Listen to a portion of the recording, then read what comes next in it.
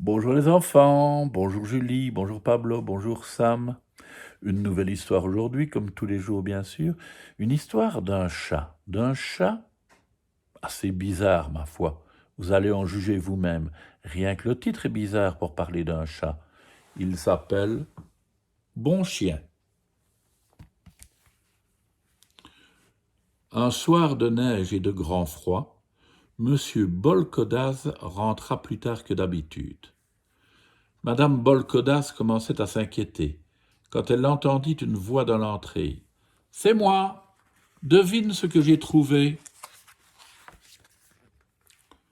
Je ne sais pas, » répondit Madame Bolkodaz.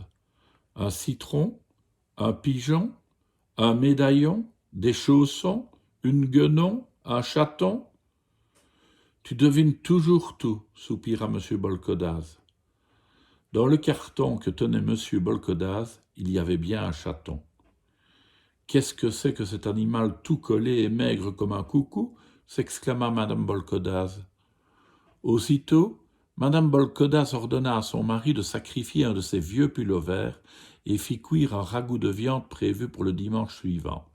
« Comment allons-nous l'appeler ?» demanda Madame Bolkodaz après dîner. « Nous y réfléchirons demain, » répondit Monsieur Bolkodaz, après avoir réfléchi une minute. Ils y réfléchirent les jours suivants, et comme ils n'arrivaient pas à se décider, ils appelèrent le chaton « Chat », tout simplement. Chat devint un beau grand chat. Un beau grand chat très affectueux qui avait de drôles d'habitudes. Par exemple, au lieu de se pelotonner sur les genoux de ses maîtres comme font les chats, Chat préférait se coucher à leurs pieds. Parfois, Chat se mettait à la fenêtre et grondait férocement en regardant la rue. Un jour, Chat surprit fort M. Bolkodaz en lui apportant son journal.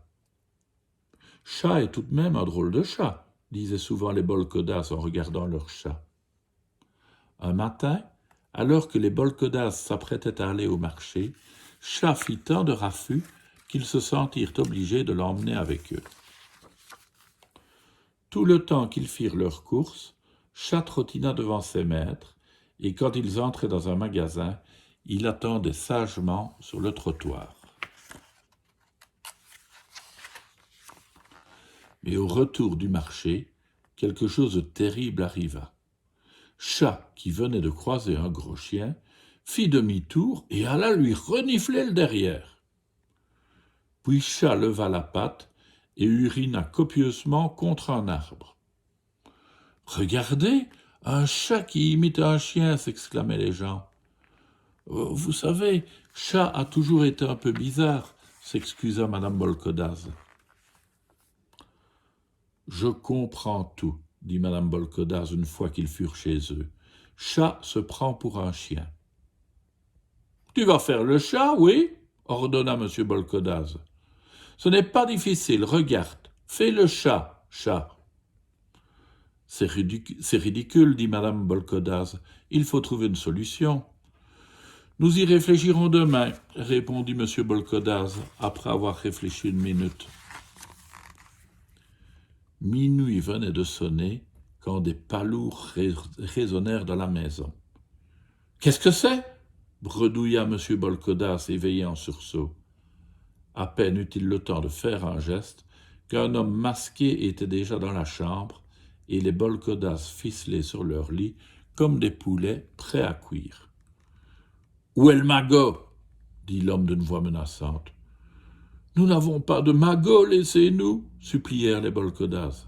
« Où est le magot ou ça va barder ?» dit l'homme en serrant les poings. C'est alors que M. Bolkodaz fit d'une voix étranglée « Chat, attaque !» D'un bond, Chat sauta sur le bandit et planta griffes et dents bien profonds dans ses fesses. L'homme hurla, se donna de grandes claques dans le dos, mais Chat tint bon. Toutes les armoires furent renversées.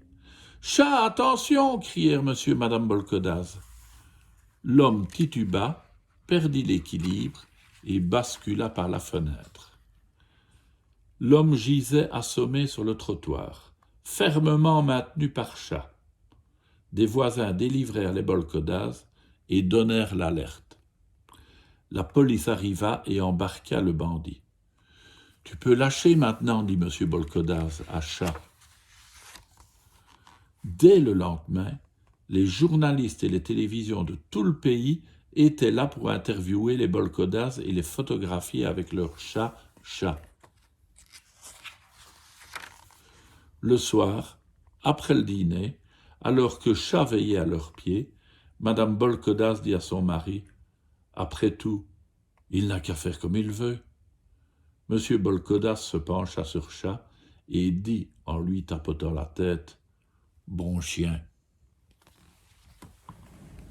Il l'avait bien mérité, hein, ce chat qui se prenait pour un chien, vous ne trouvez pas? À demain les enfants.